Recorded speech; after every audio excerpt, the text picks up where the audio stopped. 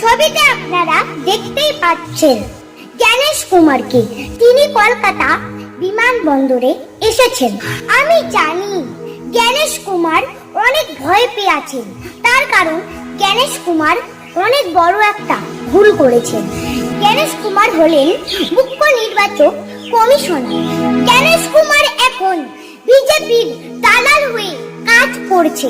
জ্ঞানেশ কুমার হলেন একজন অপরাধী। জ্ঞানেশ কুমার হলেন একজন ক্রিমিনাল। জ্ঞানেশ কুমারকে আইনের আওতায় আনতেই হবে। আজকে তিনি রাজ্যের পরিস্থিতি দেখার জন্য কলকাতায় এসেছেন।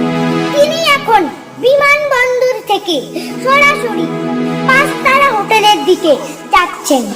আজ রাতটা তিনি এই হোটেলেই কাটাবেন।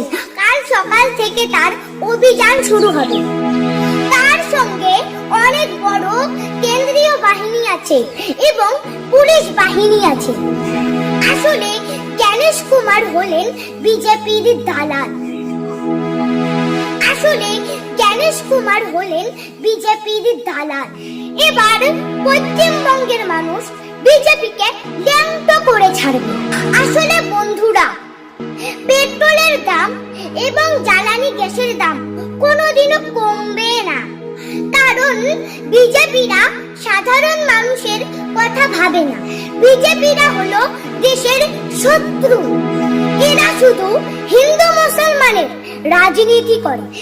এই শুভেন্দু, আমার কথা শুনতে পাচ্ছিস? মন দিয়ে শুনিস।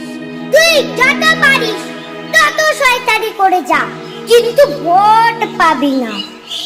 এই শুভেন্দু, তোর যদি পাপের হিম্মত থাকে তবে গ্যাসের দামটা কমাতো দেখি।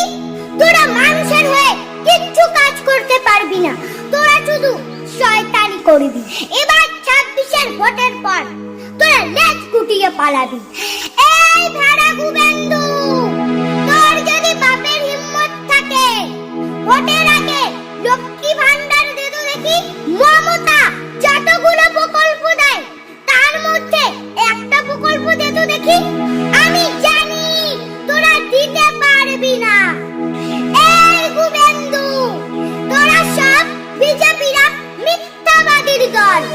তোদের কথার আর মূল্য নাই, মানুষ তোদের আর বিশ্বাস করে না।